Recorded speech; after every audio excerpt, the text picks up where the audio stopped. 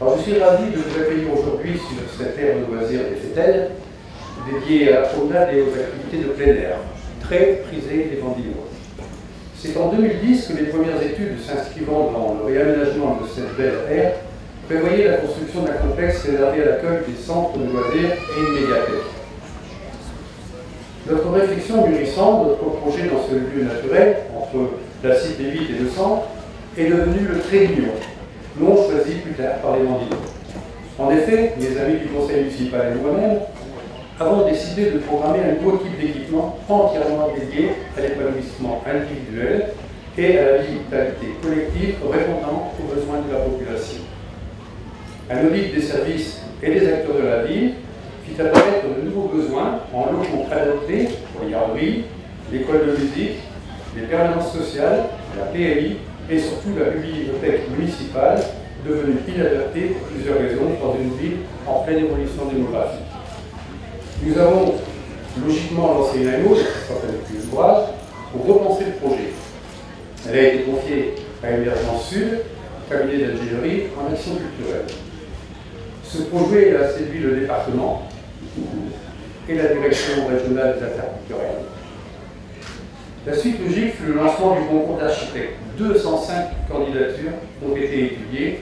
5 candidats furent retenus et invités à présenter une esquisse plus pour la construction du futur équipement. Le cabinet d'architecte urbaniste Royal de Halle, présenté ici par M. Luc de Halle, fut lauréat pour la maîtrise d'œuvre. Je souhaite, à cet instant, remercier les membres du jury, composés des représentants de l'Ordre des architectes, de la Direction régionale des affaires culturelles, du CAE, Conseil d'architecture et de l'environnement, de la direction de la bibliothèque départementale et des élus pour leur investissement, leur objectivité et leur pertinence de leur choix. En décembre 2017, nous avons lancé la consultation des entreprises. En février 2018, celle-ci a été choisie pour la réalisation du chantier par la commission d'appel d'offres en présence de M. le directeur de la concurrence et des fraudes. Je salue ici les représentants. Mais le chantier sera retardé pour plusieurs mois suite à une demande de l'ARS, l'Agence régionale de santé, pour études complémentaires sur la gestion des eaux de bassin qui borderont le prévu. Nous pouvons reprocher à l'ARS de faire son travail. Cependant, ce décalage ne peut être sans incidence pour la gestion de leur planning. La fin des travaux est de ce fait prévue fin 2020, début 2021. Donc je ne pourrai inaugurer personnellement ce beau bâtiment. Mon dernier projet en tant que maire, puisque je vais cesser mes activités de fonction élective en mars 2020. Mais finalement, cette construction sera également le trait d'union entre le maire sortant et une nouvelle élue, tout un symbole. Nous voilà donc réunis aujourd'hui, en ce 15 juin, pour la pose de la première pierre à ce beau projet. Je souhaite qu'il soit l'emblème de la volonté municipale d'œuvrer pour le développement de la culture et du renfort du lien social intergénérationnel. Nous ferons mieux que Hergé. Pour les albums de Tata s'adresser aux jeunes de 7 à 77 ans, nous, ce sera de 1 jour à 100 ans.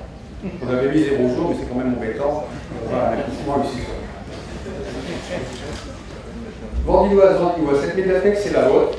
Tout au long de sa construction, vous y serez associés comme aujourd'hui. Vous devrez vous y sentir chez vous, de façon à cultiver votre potentiel d'éducation, de connaissance, de créativité, d'émotion et d'échange intergénérationnel. Réunion doit être synonyme d'épanouissement individuel et collectif.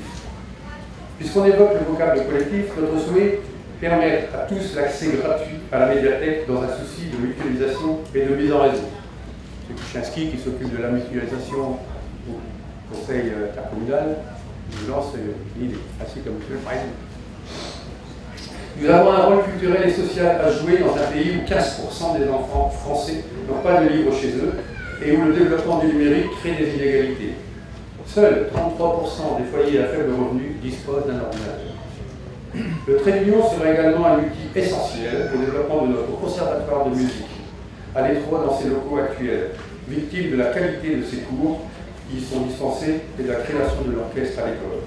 J'en profite pour vous remercier, Monsieur le Président du département, pour les subventions et les dotations d'instruments à notre conservatoire.